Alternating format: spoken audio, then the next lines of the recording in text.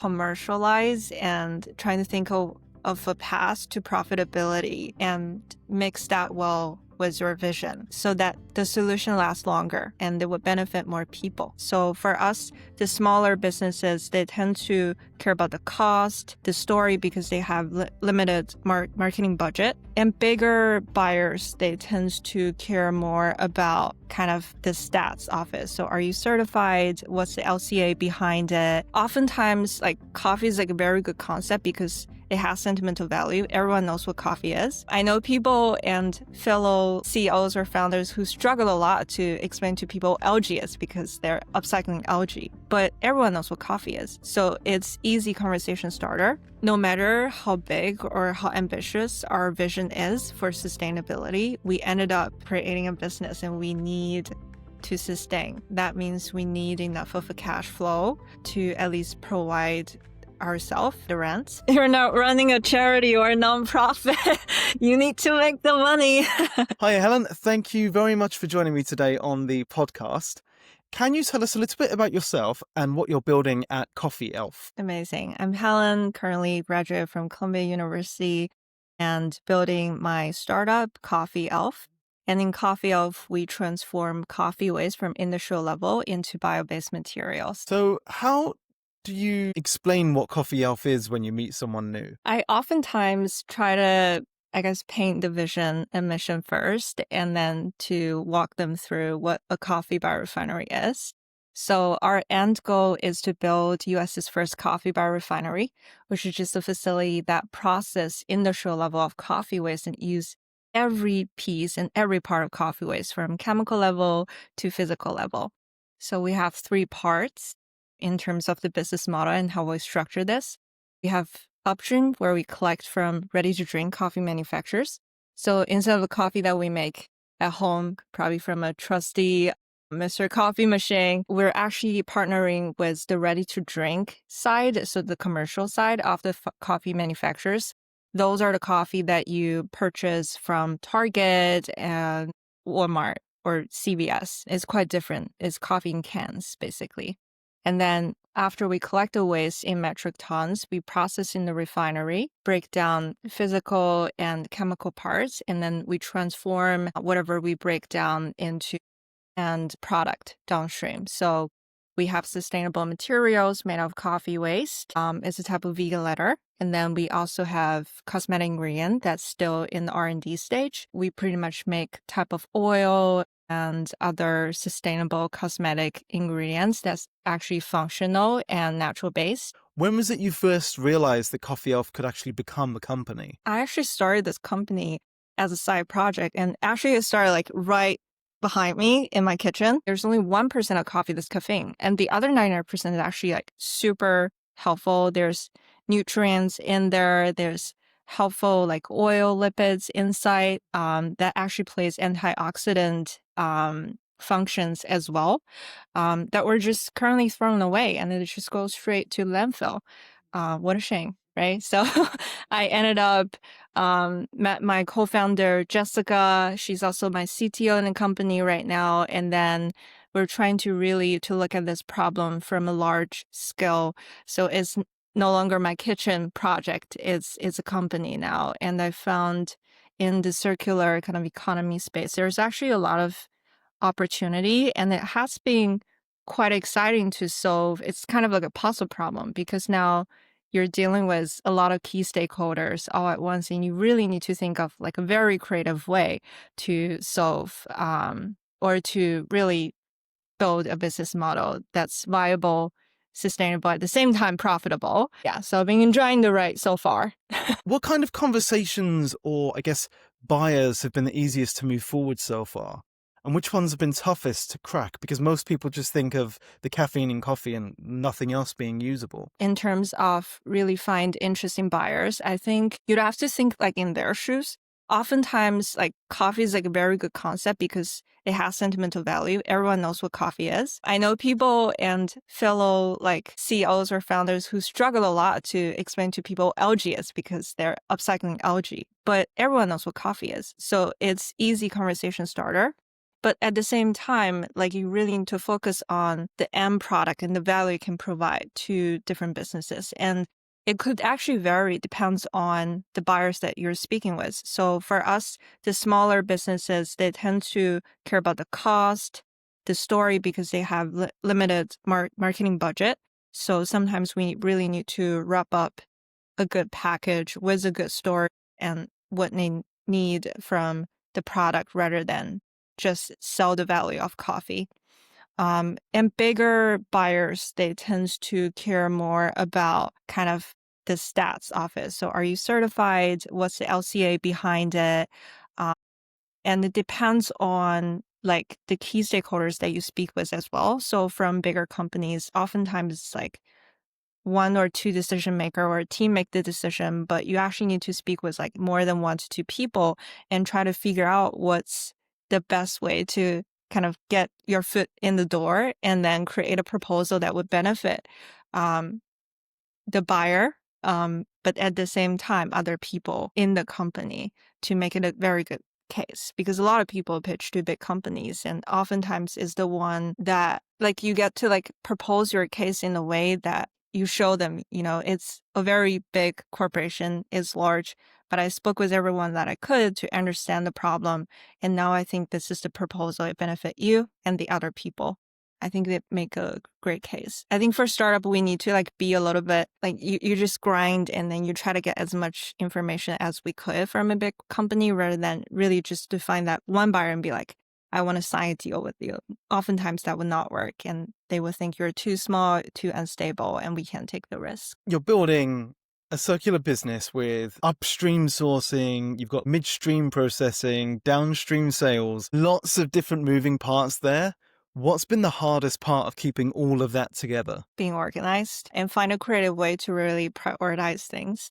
There's one point when I just started a business, we're 2 years in, still quite young, but when I just started a business like for around like a year, there's one point that I speak with my therapist. I was like, do I have ADHD or am I just like the most disorganized person in the world? Because I couldn't really figure out like what's the problem. Like it looks like my head is always busy. I'm always thinking about different parts, but there's no uniformed way for like at least climate tech founders in the space to really prioritize stuff that's outside of this business model canvas that we're taught in business class. It's more than just, value proposition. It's more than the channel. Like you actually have to consider other parameters. So I actually get to speak with a very brilliant professor at Columbia, and he teaches sustainable entrepreneurship.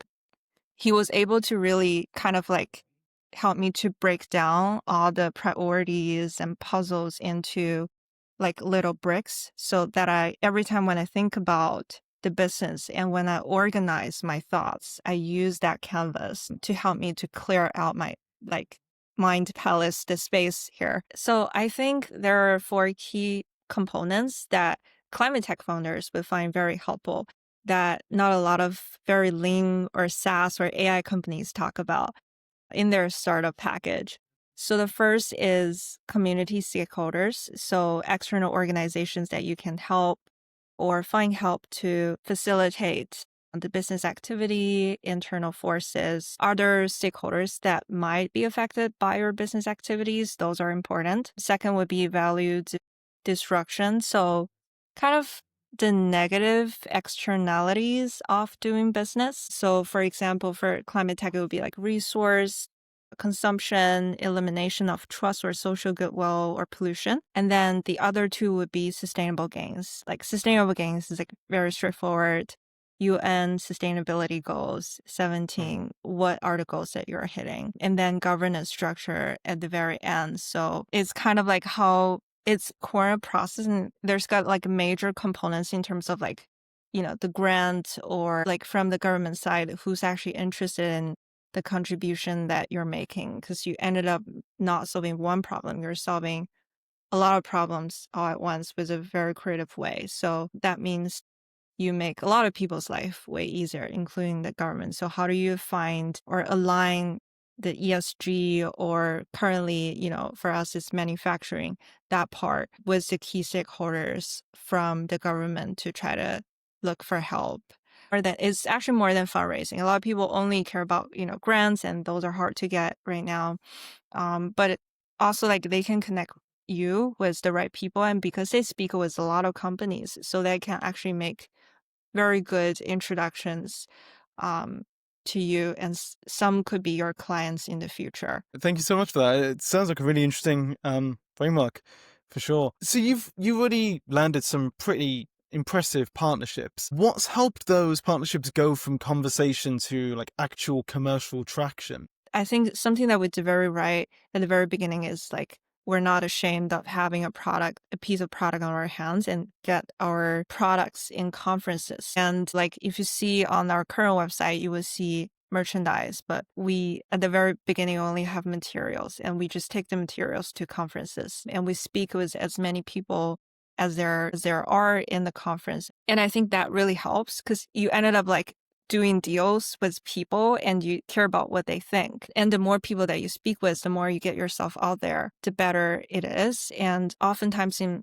bigger corporate, like again, like you have to pass from one person to the other, and then the next person and the final decision maker. It's also easier to speak with somebody who has done deals with them before, and then give you like a warm intro, referral, doing like activities like conferences, trade shows. Those help tremendously because you're putting yourself out there, and then you can mention about those. And like big corporates, buyers, they attend these shows to spend their money. Like their job is like to make good enough of decision on selecting the right products for the company. They will be there, and that's your chance. And if you deliver the right value, if you can narrow down kind of what their pain point is, and then you try to kind of organize the pitch in a way that you're not only delivering a product, but you're solving a lot of problems that they're facing. Be very like compassionate when you speak with them. I think those all help. Sorry, it's not like a very concrete answer. There's no playbook,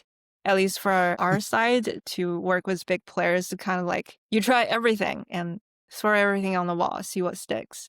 And some of these methods actually work for us. You work with a few different types of companies like beauty, fashion, merch, things like that. How do you prioritize where to focus your efforts on next? Oftentimes, when we look at companies like ours, we focus on delivering physical product. And for beauty ingredients, it takes longer to launch. So compliance, the tests that you need to go through, it's completely different than, let's say, a material or merchandise. And now we're coming back to kind of the revenue and cost question. No matter how big or how ambitious our vision is for sustainability, we ended up creating a business, and we need to sustain. That means we need enough of a cash flow to at least provide ourselves, pay the rent, and being able to generate and make deals at the very beginning. Sometimes it's even the sales skills that I get from merchandise, it will carry over to other product lines that I'm building in the future. Right now,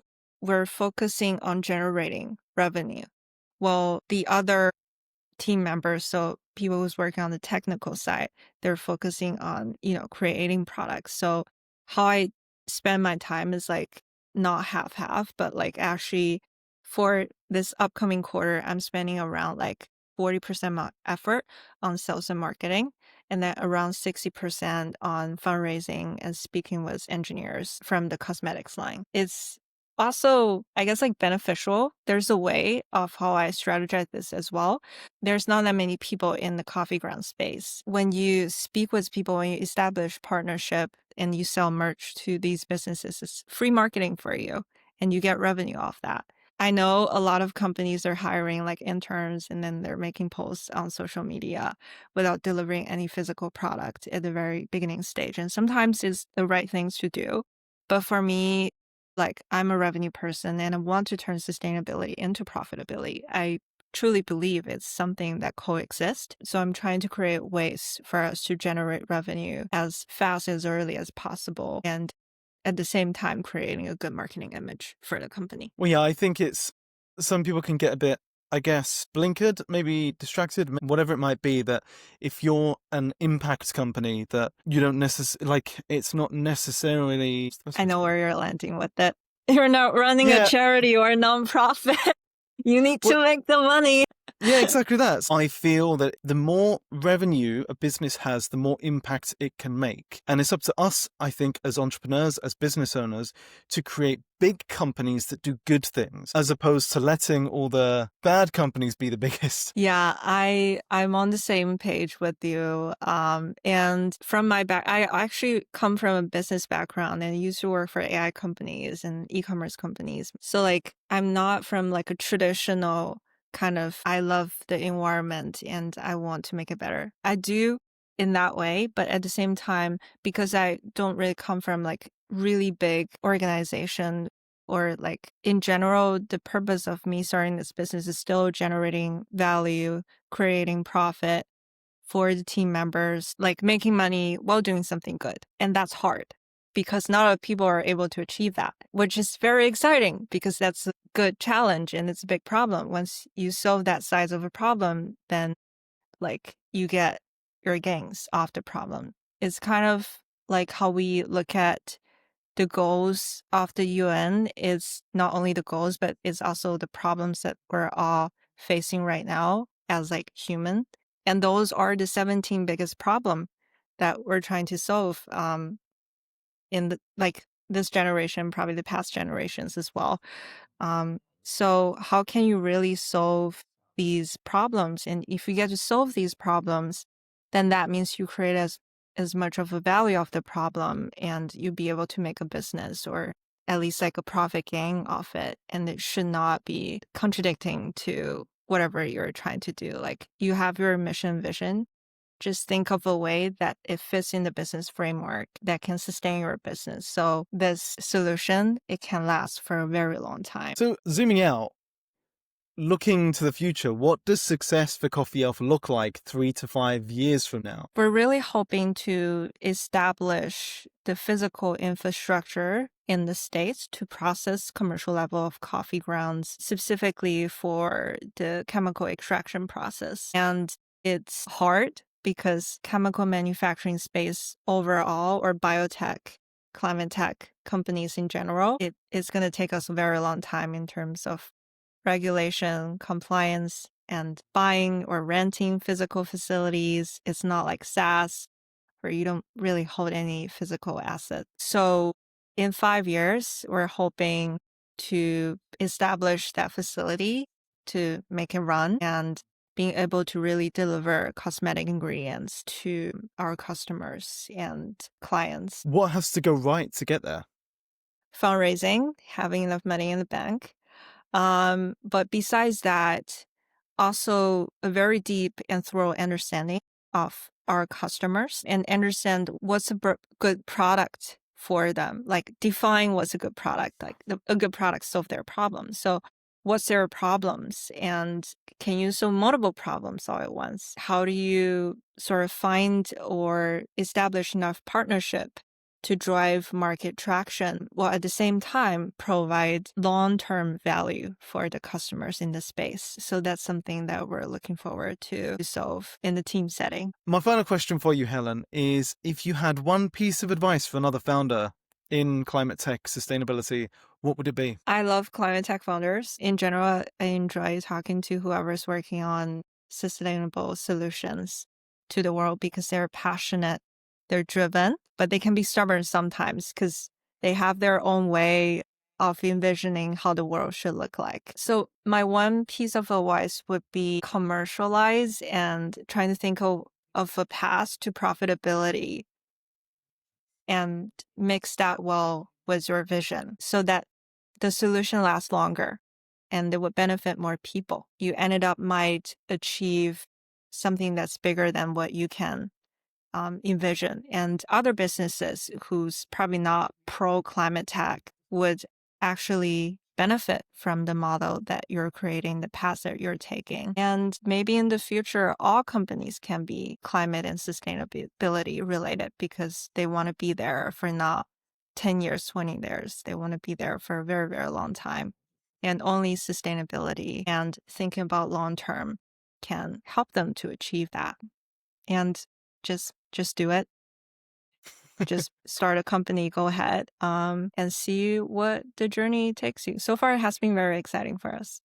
Helen, thank you very much for your time today. How can people find out more about Coffee Elf, get involved in the work you're doing, anything like that? So please feel free to reach out to me on LinkedIn. Chris, you have my contact information. I'm also happy to share my email address as well for any investor inquiries or partnership building inquiries, or whoever's just, a fellow founder, love to chat with you as well. So feel free to contact me either on LinkedIn, Instagram, through the company, or I'd be happy to share my email address as well. The website is www.thecoffeeelf.com. Got it. Helen, thank you very much for your time today. I really appreciate this. Thank you so much, Chris.